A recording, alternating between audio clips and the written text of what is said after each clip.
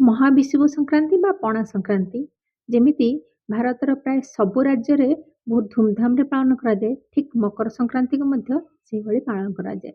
ଭାରତର ଅନେକ ରାଜ୍ୟରେ ମକର ସଂକ୍ରାନ୍ତିକୁ ନବବର୍ଷ ଭାବରେ ପାଳନ କରାଯାଏ। ଆମ ଓଡ଼ିଶାରେ ମଧ୍ୟ ଏହାର ମହତ୍ତ୍ୱ ବହୁତ ଅଧିକ ଅଛି। ହ୍ୟାଲୋ ଫ୍ରେଣ୍ଡସ୍, ଜୟ ଜଗନ୍ନାଥ। ତ ଚାଲନ୍ତୁ ଆଜି ସେଇ ମକର ସଂକ୍ରାନ୍ତିର ବା ଉତ୍ତରାୟଣର ମୁଖ୍ୟ ପର୍ବ, ଯେଉଁଥିରେ କି ରାଶି ଆଉ ଗୁଡ଼ର ପକୱାନ ବନାଯାଏ। ସେଥିପାଇଁ ଆମେ ବନେଇବା ରାଶି ପୁର ଦିଆ ଚଉତି ମଣ୍ଡା ଆଉ ରାଶି ଲଡ଼ୁ। ପ୍ରଥମେ ଚଉତି ପିଠା ବନେଇବା ପାଇଁ ବୋଲି ମୁଁ ଏଠି 1 କପ୍ ବିରି, 2 କପ୍ ଚାଉଳକୁ 2-3 ଘଣ୍ଟା ପର୍ଯ୍ୟନ୍ତ ଭଲ ଭାବରେ ଭିଜେଇକି ବାଟି ନେଇଛି ଆଉ 7ରୁ 8 ଘଣ୍ଟା ପର୍ଯ୍ୟନ୍ତ ତାକୁ ଫର୍ମେଟ୍ ହେବା ପାଇଁ ରଖିଦେଇଥିଲି। ଏବେ ଭଲ ଭାବରେ ବିରି ଫୁଲି ଯାଇଛି, ସେଥିରେ ଲୁଣ ପକେଇକି ତାକୁ ଗୋଳେଇକି ଅଧା ଘଣ୍ଟା ପର୍ଯ୍ୟନ୍ତ ଛାଡ଼ିଦେବା। ଏଇ ଭିତରେ ଆମେ ରାଶିର ପୁର ବନେଇ ନେବା। ସେଥିପାଇଁ ମୁଁ ଏଠି ନେଇଛି କଳା ରାଶି, ଯାହାକୁ ଚୋପା ଛଡ଼େଇକି ମୁଁ ନିଜେ ଘରେ ପ୍ରୋସେସ୍ କରିକି ନେଇ ଆସିଛି। ଆପଣ ମାର୍କେଟରୁ ମଧ୍ୟ ଧଳା ରାଶି ଆଣିପାରିବେ।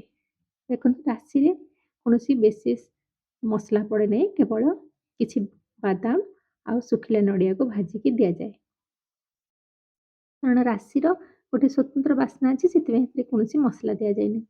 ତେଣୁ ପ୍ରଥମେ ଆଗ ବାଦାମକୁ ଭାଜିକି ମୁଁ ଏଠି ବାହାର କରିନେଇଛି। ଏବେ ରାଶିକୁ ମଧ୍ୟ ଟିକେ ଭାଜି ନେବା। ରାଶି ଯେତେବେଳେ ଭଲ ଭାବରେ ବାସ୍ନା ଆସିବ, ସେତେବେଳେ ଜାଣିବେ ରାଶି ଭାଜି ହେଇଗଲା, ତାକୁ ବାହାର କରି ଆଣିବେ। ଲୋ ଫ୍ଲେମ୍ରେ ରାଶିକୁ ଭାଜିବେ, ନହେଲେ ପୋଡ଼ିଯିବ। ଏବେ ଏଠି ମୁଁ 1 କପ୍ ଗୁଡ଼ ନେଇଛି। ଏଠି ମୁଣ୍ଡା ଗୁଡ଼, ସେଥିପାଇଁ ତାକୁ ମେଲ୍ଟ କରିବା ପାଇଁ ସେଥିରେ 1/2 କପ୍ ପାଣି ଦେଇଦେଇଛି। ପାଣି ଯେତେବେଳେ ଭଲ ଭାବରେ ଫୁଟିକି ଗୁଡ଼ ମେଲ୍ଟ ହେଇଯିବ, ହାତରେ ଦେଖନ୍ତୁ ଟିକେ ଏମିତି ଚିପଚିପା ଲାଗିବ, ଜାଣିବେ ଗୁଡ଼ ଭଲ ଭାବରେ ପାଗ ହେଇଗଲା। ଟିକେ ଗୋଟେ ତାର ଭଳିଆ ବାହାରିବ, ସେଇଟା ଜାଣିବେ ଯେ ଗୁଡ଼ ପାଗ ହେଇଗଲା।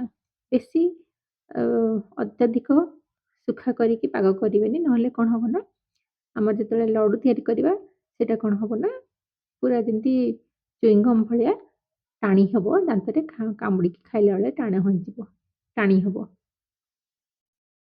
ଏବେ ଭଲ ଭାବରେ ଗୁଡ଼ ଯେତେବେଳେ ଭଲ ଭାବରେ ଫୁଟିକି ତାର ଭଳିଆ ବାହାରିବ, ସେଥିରେ ଚିନାବାଦାମ ଯେଉଁ ଭାଜିକିନା ରଖିଥିଲି ସେଇଟା ଦେଇଦେବା। ତାକୁ ଗୋଳେଇ ସାରିଲା ପରେ 1 ମିନିଟ୍ ପରେ ରାଶିକୁ ଦେଇଦେବା। ରାଶିକୁ ଦେଇକି ଭଲ ଭାବରେ ଗୋଳେଇବା, ଯେମିତି ପାଣି ପୁରା ମିଶିଯିବ, ରାଶି ଏପଟ ସେପଟ ହେଇକି ପୁରା ମିଶିଯିବ, ସେତେବେଳେ ବାହାର କରି ଆଣିବା। ଦେଖନ୍ତୁ ଏଇଠି ଯଦି ଆପଣ ହାତରେ ଗୁଡ଼ ବାନ୍ଧି ପାରିବେ ଲଡ଼ୁ, ତାହେଲେ ବାନ୍ଧି ନେବେ, ତାହେଲେ ଲଡ଼ୁ ତିଆରି ହେଇଯିବ। ନଚେତ୍ ଗୋଟେ ସୁବିଧା ଉପାୟ, ଏମିତି ଗୋଟେ କୌଣସି ଗହିରିଆ ବର୍ତ୍ତନରେ ପ୍ରଥମେ ରାଶିକୁ ଦେଇକି ସେଟ୍ କରିବାକୁ ରଖିବେ। ଟିକେ ଥଣ୍ଡା ହେଲା ପରେ ତାପରେ ତାକୁ ଲଡ଼ୁ ଭାବରେ ବାନ୍ଧିବ। ମୁଁ ତଳେ କିଛି ଶୁଖା ନଡ଼ିଆ ଭାଜିକି ଦେଇଦେଇକି ତାପରେ ସେଠୁ ରାଶିକୁ ବାହାର କରିକି ସେଟ୍ କରିଦେଇଛି। ଥଣ୍ଡା ହେଲେ ଆମେ ଲଡ଼ୁ ବନେଇବା। ଏବେ ପିଠା ପାଇଁ ପୁର ବନେଇବା। ସେଇ ଭଜା ରାଶିକୁ ଟିକେ ବର୍ତ୍ତମାନ କ'ଣ କରିବା ନା, ଟିକେ ହାଲକା ଗୁଣ୍ଡ କରିଦେବା। ହେମଦସ୍ତାରେ ବି ଆପଣ ଗୁଣ୍ଡ କରିପାରିବେ, ନହେଲେ ଗ୍ରାଇଣ୍ଡର ଜାର୍ରେ ଦେଇକି ପଲ୍ସ ମୋଡ଼୍ରେ ମାତ୍ର 1 କି 2 ସେକେଣ୍ଡ ତାକୁ ବୁଲେଇ ଆଣିବେ। ବାଦାମକୁ ମଧ୍ୟ ଟିକେ ହାଲକା ଦରଦରା ଗୁଣ୍ଡ କରିକି ନେଇ ଆସିବା।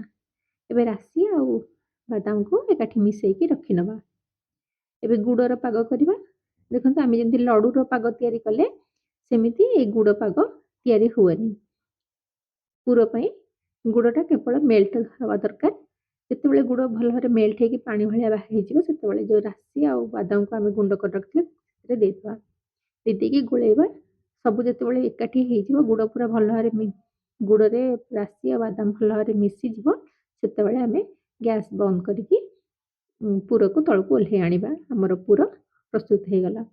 ରାଶିର ପୁରରେ କୌଣସି ମସଲା, ଯେମିତି ଆମେ ଅନ୍ୟ ନଡ଼ିଆ ପୁରରେ ଗୋଲମରିଚ, ପାନମଧୁରୀ, ଜୁଆଣି ଏସବୁ ଦେଉ, ଅଦା ଏସବୁ ଦିଆ ହୁଏନି। ତେଣୁ ତାକୁ କେବଳ ରାଶିରେ ବାଦାମ ଆଉ ଶୁଖା ନଡ଼ିଆକୁ ଦେଇକି ରାଶି ପୁର ପ୍ରସ୍ତୁତ କରାହୁଏ। ଏବେ ଆମେ ପିଠା ପ୍ରସ୍ତୁତ କରିବା। ଆମେ ବିରି ଚାଉଳ ଯେଉଁ ଫେଣିକି ଲୁଣ ପକାଇ ରଖିଥିଲେ, ସେଇଥିରେ ଆମେ ପିଠା କରିବା। ଦେଖନ୍ତୁ ଏଇ ଯେଉଁ ପିଠାଟା, ଏଇଟା ଶାଳପତ୍ରର ଦନାରେ ବା ଚଉପତି ଯେଉଁଟାକୁ ଆମେ କହୁ, ସେଥିରେ ତିଆରି ହୁଏ। କାହିଁକି ତିଆରି ହୁଏ ମୁଁ ତ ଜାଣିନି, କିନ୍ତୁ ରାଶିର ଯେଉଁ ପୁରର ଯେଉଁ ପିଠାଟା ମକର ସଂକ୍ରାନ୍ତିରେ ଏ ଶାଳପତ୍ରର ଚଉପତି ବା ଦନାରେ ତିଆରି ହୁଏ। ଯଦି ଆପଣମାନେ କିଛି ଜାଣିଛନ୍ତି ତାର କାରଣ, ନିଶ୍ଚୟ କମେଣ୍ଟସରେ ମୋତେ ଜଣାଇବେ। ତ ସବୁ ଦନାରେ ଟିକେ ହାଲକା ହାତରେ ତେଲ ଲଗେଇ ଦେଇକି ବିରି ପୁର ଦେଇକି ତା ମଝିରେ ବିରି ଦେଇକି ସେ ରାଶି ପୁର ଦେଇକି ଆମେ ପିଠା ପ୍ରସ୍ତୁତ କରିବା। ଯଦି ଆପଣ ଏମିତି ଶାଳପତ୍ରର ଚଉପତି ଯୋଗାଡ଼ କରିପାରୁନାହାନ୍ତି ତାହେଲେ ଛୋଟ ଛୋଟ ଗିନାରେ ମଧ୍ୟ ସେ ପିଠାକୁ ସେଟ୍ କରିକି ତା ଭିତରେ ପୁର ଦେଇକି ସିଝେଇ ପାରିବେ। ମୁଁ 2 ପ୍ରକାର କରିକି ଆପଣଙ୍କୁ ଦେଖିଦେଇଛି ଗିନାରେ ମଧ୍ୟ ଆଉ ଚଉପତିରେ ମଧ୍ୟ। 20ରୁ 25 ମିନିଟ୍ ଲାଗିବ ତାକୁ ସିଝିବା ପାଇଁ। ତାପରେ ଟିକେ ଥଣ୍ଡା ହେଲା ପରେ ଆମେ ତାକୁ ବାହାର କରିବା।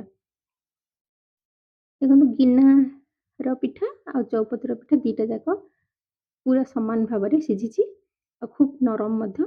ଆପଣ ଯେତିକି ବିରିଟା ଫେଣିକି ଫର୍ମେଟ୍ ହେବା ପାଇଁ ଯେତେ ସମୟ ରଖିବେ, କାରଣ ଥଣ୍ଡା ପଡ଼ୁଛି, ତେଣୁ ବେଶୀ ସମୟ ଯେତିକି ସମୟ ଆପଣ ଫର୍ମେଟ୍ କରିବାକୁ ରଖିବେ ସେତିକି ବିରିଟା ବିନା ଇନୋ ବିନା ସୋଡ଼ାରେ ବିରି ଫୁଲି ଉଠିବ ଆଉ ପିଠା ନରମ ହେବ। ସବୁବେଳେ ମନେ ରଖିବେ ବିରିଟାକୁ ଭଲ ଭାବରେ ଫେଣି ସାରିଲା ପରେ ସେଥିରେ ଚାଉଳର ଚୁନା ମିଶାନ୍ତୁ ବା ଚାଉଳର ଆଣ ମିଶାନ୍ତୁ। ଭଲ ଭାବରେ ବିରିକୁ ଫେଣି ସାରିଲା ପରେ ଚାଉଳର ଆଣ ସେଥିରେ ମିଶାଇବେ, ତେବେ ଆପଣଙ୍କର ପିଠା ନରମ ହେବ। ମୁଁ ଭିତରୁ ମଧ୍ୟ କାଟିକି ଆପଣଙ୍କୁ ଦେଖେଇଛି କେତେ ନରମ। ଆପଣ କରିକି ନିଶ୍ଚୟ ଖାଇନ୍ତୁ। ଏତିକି ଭିତରେ ଆମର ଆମେ ଯେଉଁ ରାଶିକୁ ପାଗ କରିକି ସେଟ୍ କରିବାକୁ ରଖିଥିଲେ ସେ ଥଣ୍ଡା ହେଇଗଲାଣି। ଏବେ ତାକୁ ଏମିତି ପିସ୍ କରି କାଟିକି ଆମେ ବର୍ଫି ଭଳିଆ ବି ରଖିପାରିବା, ନହେଲେ ତାକୁ ହାଲକା ଉଷୁମ ଅଛି ହାଲକା ଗରମ ଅଛି ସେତିକିବେଳେ ଆମେ ତାକୁ ଲଡ଼ୁ ବି ବାନ୍ଧି ଦେଇପାରିବା। ଯଦି ଏମିତି କଲେ ଆମ ହାତ ବି କାଟିବନି ବା ହାତକୁ କୌଣସି କଷ୍ଟ ହେବନି ଆଉ ଲଡ଼ୁ ତିଆରି ହେଇଯିବ। ଯଦି ଆମେ ସାଙ୍ଗେ ସାଙ୍ଗେ ସେ କଡ଼େଇରୁ କାଢ଼ିକି ଲଡ଼ୁ ଯେଉଁମାନେ ତିଆରି କରନ୍ତି ହାତ ତାତିଯାଏ ସେଥିରେ। ମୁଁ ଏମିତି କରେ। ଆପଣ ସେଇଟା ଯଦି କରିପାରିବେ ଭଲ, ନହେଲେ ଏମିତି ଥଣ୍ଡା କରିକି ଟିକେ କରିବେ। ଫ୍ରେଣ୍ଡସ୍ ନିଶ୍ଚୟ ବନାନ୍ତୁ। ଆଉ ଯଦି ଭିଡ଼ିଓ ଭଲ ଲାଗିଲା ତାହେଲେ ଲାଇକ୍ କରିବେ, ସେୟାର କରିବେ ଆଉ ଫାର୍ଷ୍ଟ ଟାଇମ୍ ଯଦି ଚ୍ୟାନେଲକୁ ଆସିଛନ୍ତି ସବସ୍କ୍ରାଇବ୍ କରିନେବେ। ଫେସବୁକ୍ ପେଜ୍ରେ ଦେଖୁଥିଲେ ଫଲୋ କରିନେବେ।